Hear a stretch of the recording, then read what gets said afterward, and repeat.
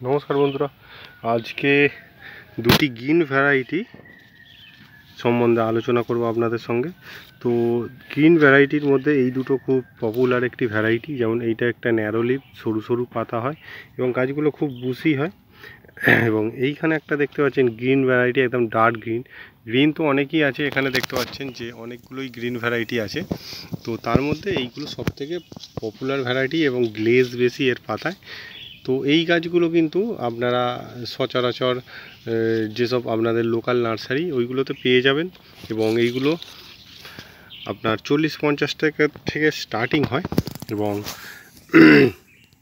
এই গাছগুলো মেনটেনেন্স খরচাও খুব কম এবং খুব ভালো গ্রোথ, এবং এই গাছ থেকে আপনি 1 বছরের মধ্যেই প্রপোগেশন করে অনেক গাছ করতে পারেন। তো এবার আসা যাক এর পটিং সয়েল। তো এর পটিং সয়েল আমরা যে রেড এখানে দেখতে পাচ্ছেন, রেড ভ্যারাইটি, তো এদের মতো আমরা পটিং সয়েল আমরা এখানে করব না।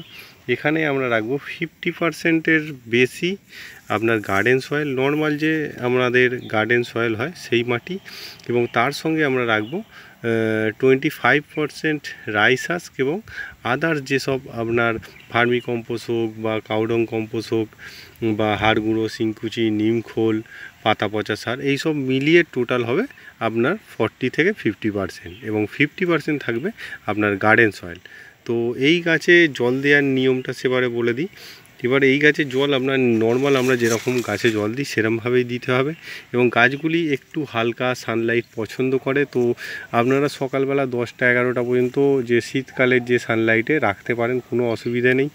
এবং একে কিন্তু একেবারেই ইনডোরের ভিতরে রেখে দেওয়া যাবে না, তাহলে কিন্তু গাছগুলো সরু হয়ে লেগি হয়ে যাবে এবং গাছগুলো একটা টাইম আসবে যখন আর আপনার দেখতে ভালো লাগবে না।